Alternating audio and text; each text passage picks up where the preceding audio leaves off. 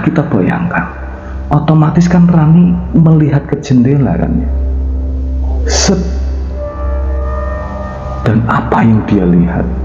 Dia melihat ada sosok terlihat kayak ada nenek-nenek dengan wajah yang pucat berumuran ratusan tahun. Kata dia, ini kata si Rani. Dia sambil lihat kayak gini sambil tersenyum.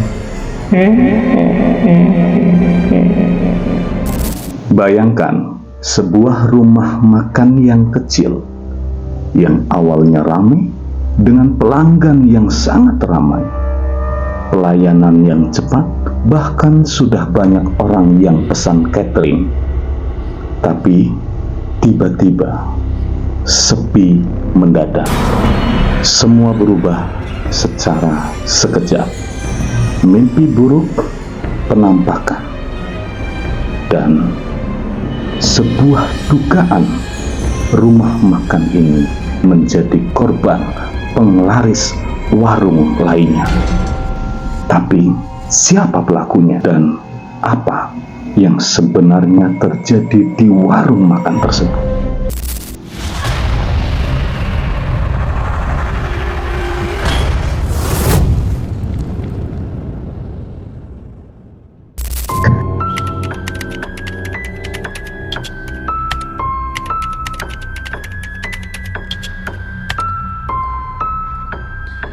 Assalamualaikum warahmatullahi wabarakatuh. Salam santun, salam satu gimbal dari kami Gimbal Story Reborn. Tabi pun. Ya, terima kasih sudah klik video ini dan yang pastinya masih terus menunggu cerita-cerita horor Kang Mus yang kali ini dikutip dalam satu irama mencakang bernama Carok, cerita horor Kang Mus. Kali ini kita sudah masuk ke episode yang keempat ya, sudah keempat ini episodenya. Dan yang pastinya jangan lupa untuk di-subscribe dulu dan diklik loncengnya agar kamu tidak ketinggalan cerita-cerita horor dari Kang Mus. Dan cerita-cerita horor ini dikirim langsung atau bahkan diceritakan langsung oleh Kang Mus. Yang pastinya tetap stay tune di sini. Oke, kita mulai saja ceritanya. Jangan nonton sendirian.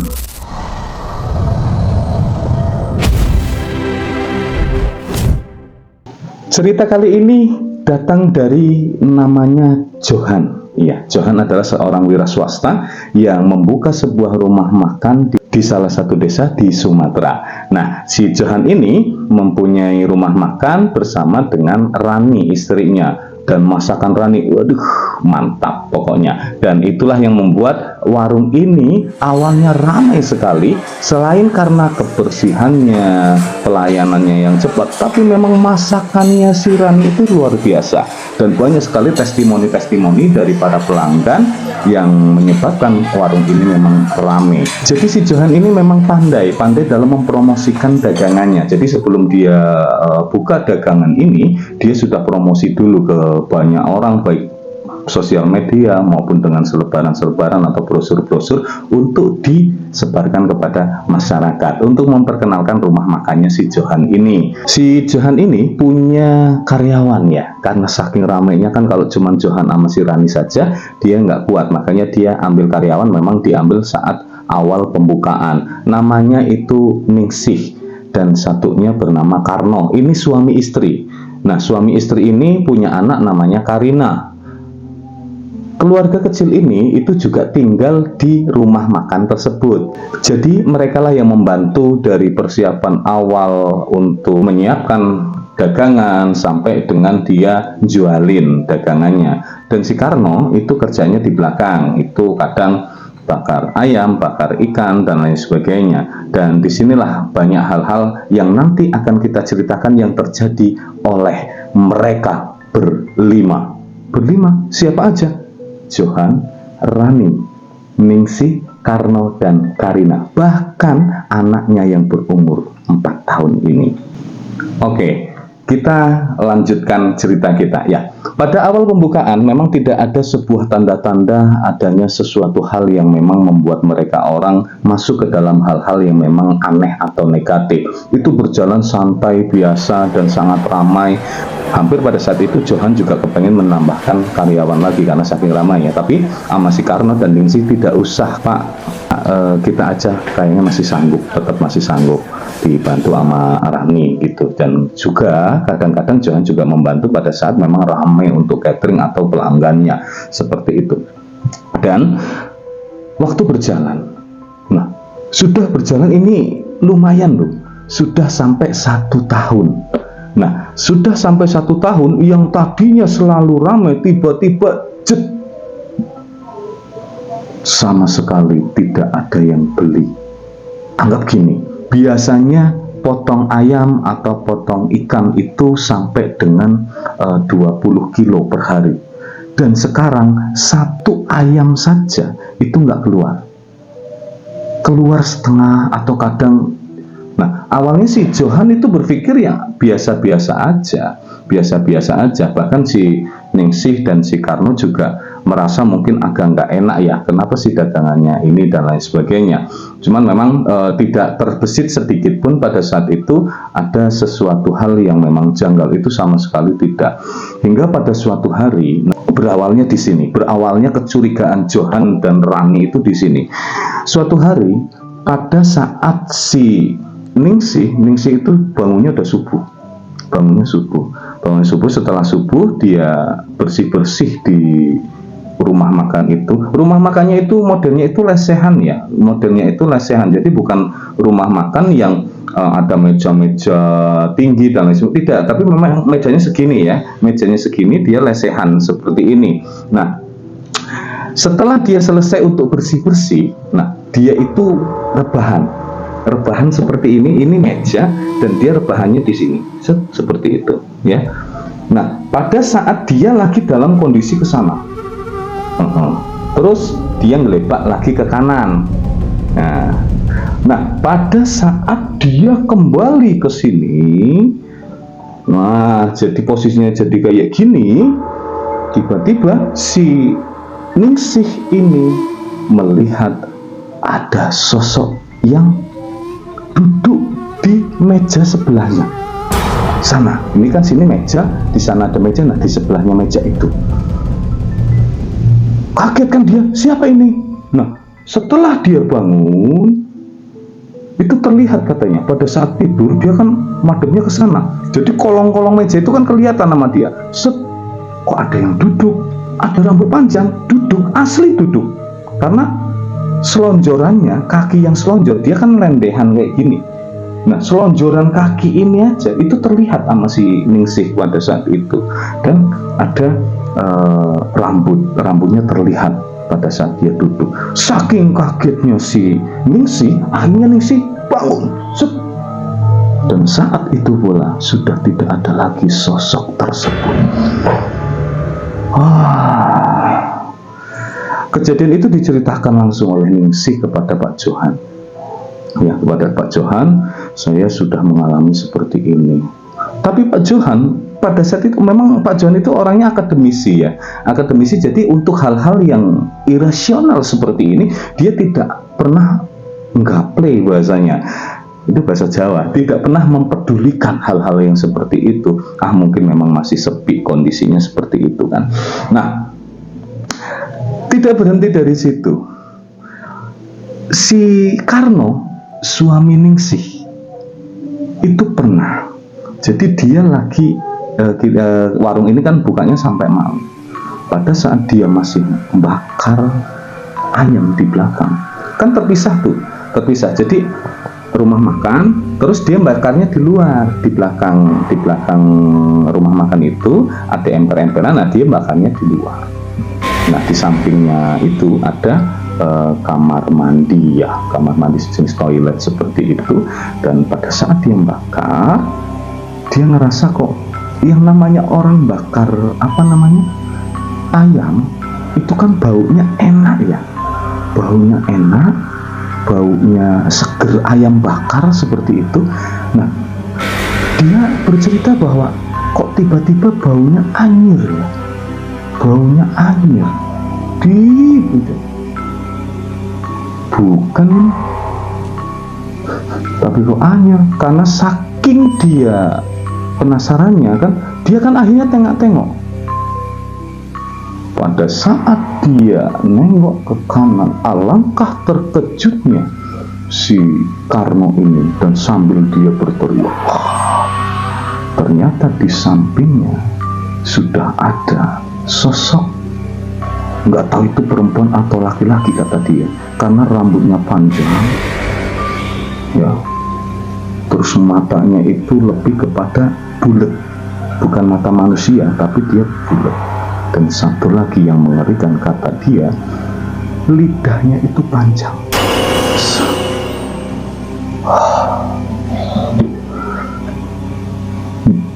Asli gua merinding denger ini.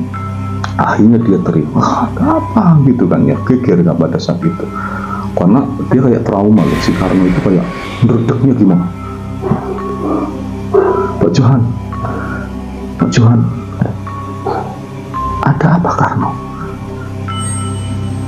Ada makhluk Pak Johan. Dia sampai terus nggak bisa cerita. Akhirnya Pak Johan itu ke belakang dan melihat kondisi memang tidak ada apa-apa, karena langsung hilang otomatis kan seperti itu. Nah, akhirnya justru di malam itu si Johan lah yang meneruskan membakar pesanan orang-orang yang ada pelanggan di luar gitu. Tidak berhenti dari situ. Ini belum, secara ininya Pak Johan itu masih ya, walaupun dia sudah agak merasa ada sesuatu yang aneh, karena setiap hari tokonya, warungnya ini terus sepi. Pelanggan cuma 1-2 yang hadir, itu pun pelanggan yang memang kenal atau mungkin dia yang memang sudah ini gitu kan. Nah, terjadi lagi kepada Rani, istrinya sendiri. Nah, ini lagi-lagi si Rani, istrinya sendiri itu pernah mengalami kejadian juga penampakan di rumah makan tersebut. Ini penampakan loh cuy, bukan lagi sebuah kelebatan atau apa, tapi dia memang terlihat jelas dan lama. Tidak sekelebat saja itu tidak, tapi memang lama. Jadi pada sana ini kan posisinya seperti ini. Warungnya itu kan di atas sini, temboknya itu serta atas sini itu ada jendelanya.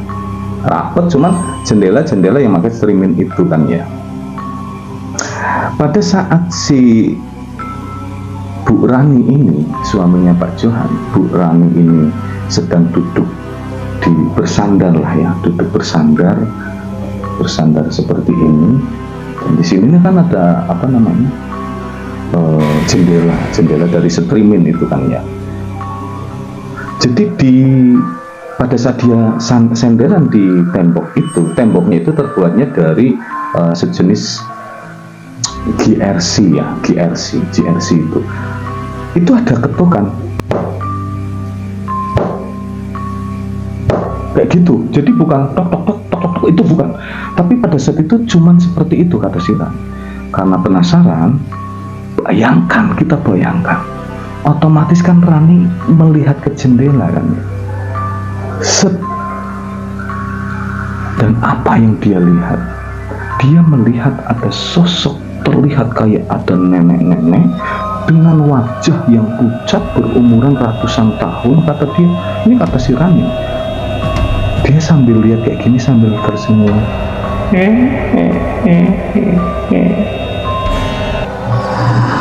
Apa yang dilakukan Rani?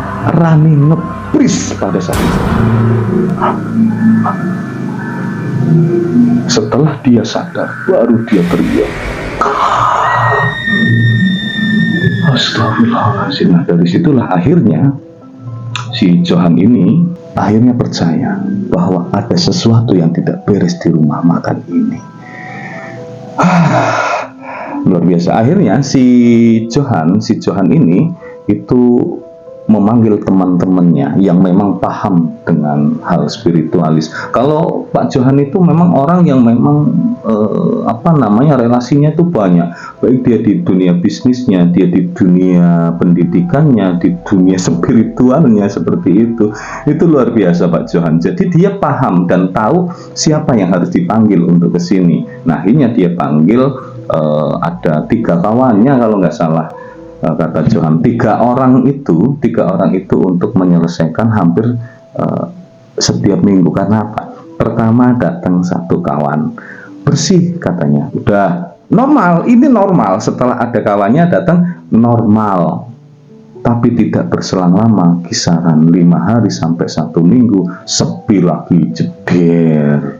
Akhirnya Pak Johan juga panggil temennya 1 lagi, dipanggil, akhirnya ya kayak gitu lagi, normal 5 hari, paling 7 hari, kayak gitu lagi, sepi lagi. Terus ketiga kalinya, ini yang terakhir lah kalimatnya, terakhir panggil kawannya, di situ ya normal, tapi tetap bertahan juga seminggu, itu paling lama seminggu, terus semuanya terus sepi lagi.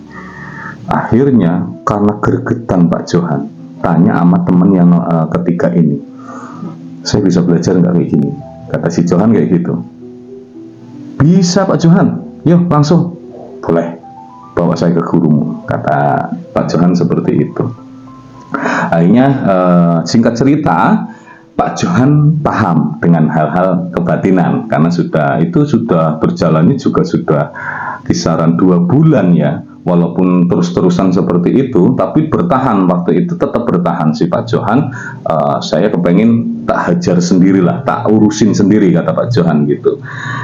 Cuman dibalik dia belajar seperti itu, kejadian-kejadian aneh pun selalu terjadi.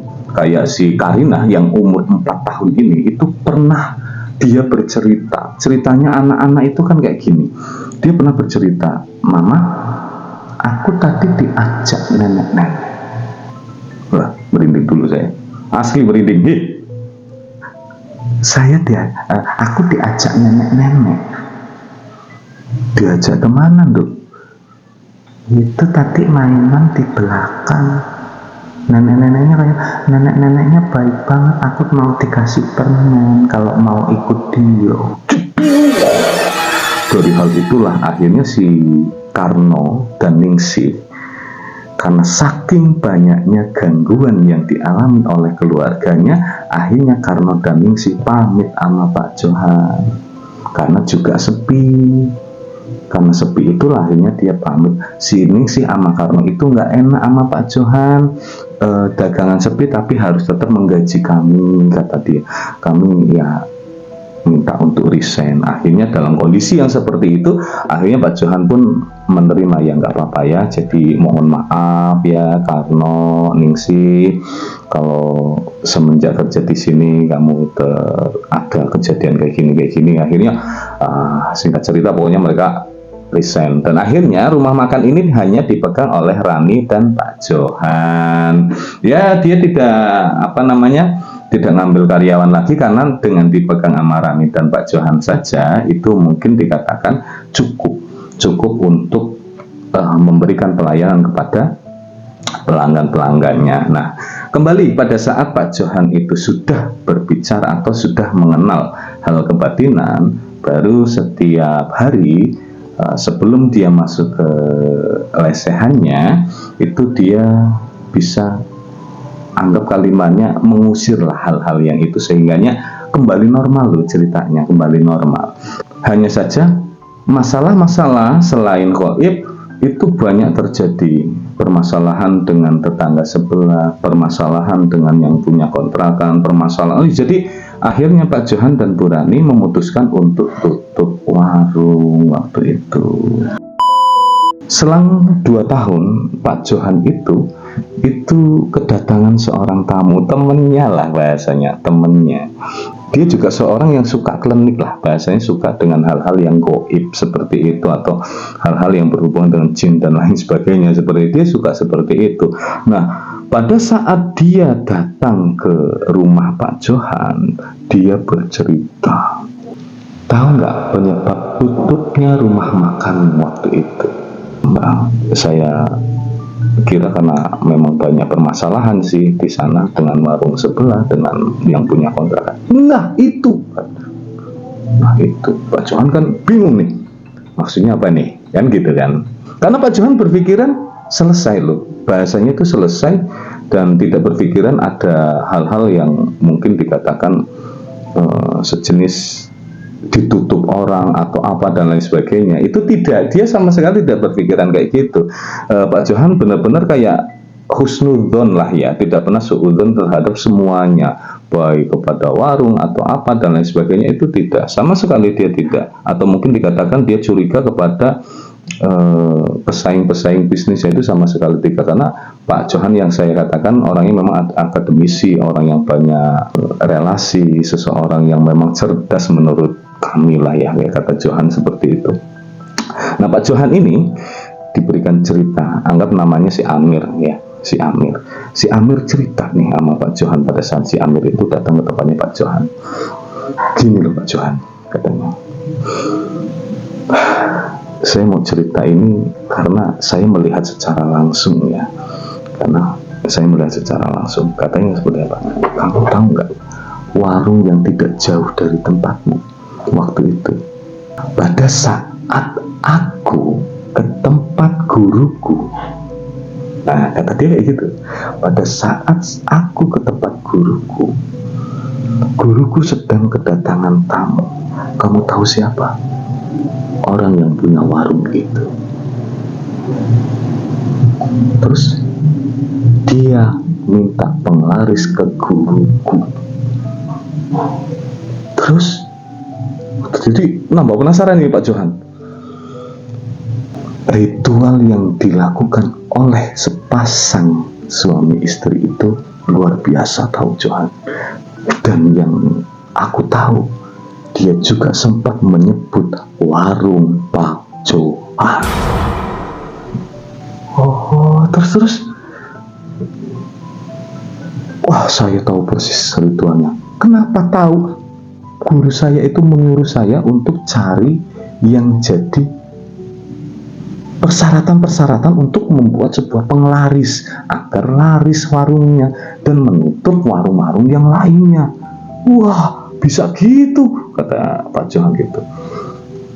Gimana?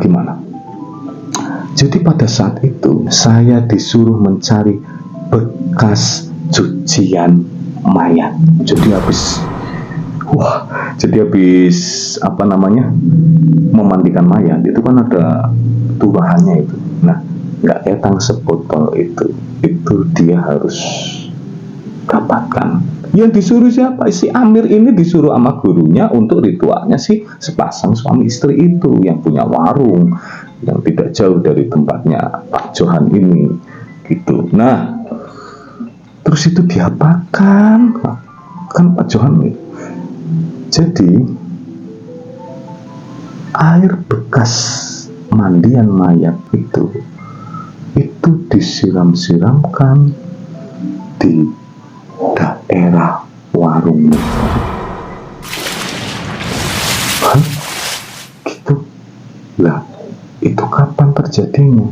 Pasti kamu tidak pernah tahu. Mungkin si Karno dan Ningsih sempat pernah tahu tentang kejadian ini, tapi nggak pernah cerita itu. Memang mungkin tidak cerita, tapi dia tahu kejadian ini dan siapa yang melakukannya dia tahu. Karena apa? Karno dan Ningsih pergi dari rumah makanmu pun karena ada ancaman dari pihak luar. Oh gitu. Kalau kamu tidak keluar dari rumah makan ini, maka jangan salahkan keluargamu, akan kami habisi. Wah, jadi seperti itu ceritanya. Nah, selain itu si Amir juga bercerita banyak sekali ritual-ritual yang digunakan oleh sepasang suami istri ini gitu. Dan dia mengabarkan saat ini ya, setelah 2 tahun dia tutup warungnya, dan setelah itu dikabarkan mereka hidupnya sekarang hancur, sudah berpisah, dan istrinya itu terus sakit-sakitan karena sampai sekarang belum dikaruniai anak juga. Luar biasa ya. Setiap rezeki ada jalan bersihnya. Namun ketika kita melawan sebuah takdir dengan cara yang gelap, jangan kaget jika balasannya datang lebih kejam dari yang kita bayangkan. Jangan pernah menyepelekan kekuatan iri hati, tapi jangan juga pernah menempuh jalan gelap untuk mencari rezeki. Sebab yang datang cepat bisa terjadi hilangnya pun lebih cepat. Dan terkadang ini yang berbahaya, mendatangkan sebuah kutukan seumur hidup. Oke, itu tadi sebuah cerita yang memang nyata diceritakan oleh Pak Johan ke kami, yang mudah-mudahan menjadi sebuah pembelajaran ya, untuk cari rezeki yang halal-halal saja lah ya, nggak usah cari-cari hal yang memang gelap. Itu ujungnya tetap kita sendiri yang akan mendapatkannya ya, kalau itu tidak dengan nyawa taruhannya. Kalau sampai ada kematian, cacat, atau mungkin penyakit-penyakit lainnya, kita nggak pernah ngerti ya. Makanya tetap di jalur yang aman, di jalur kebenaran. Oke, terima kasih buat kamu semuanya yang pengen cerita kamu dibacakan oleh Kang Mus di Carok atau cerita horor Kang Mus. Silahkan kirimkan saja di email. Jangan lupa untuk di-subscribe, diklik loncengnya, di-share ke kawan-kawannya yang suka dengan dunia-dunia horor seperti ini ya. Dan lagi-lagi ini bukan dongeng, tapi ini kisah nyata ya. Ini kisah nyata. Luar biasa kisah nyata kita kali ini. Mudah-mudahan menjadi sebuah pembelajaran untuk kita semuanya ya. Saya Kang Mus, undur diri. Dadah, bye-bye. Assalamualaikum warahmatullahi wabarakatuh. Tapi pun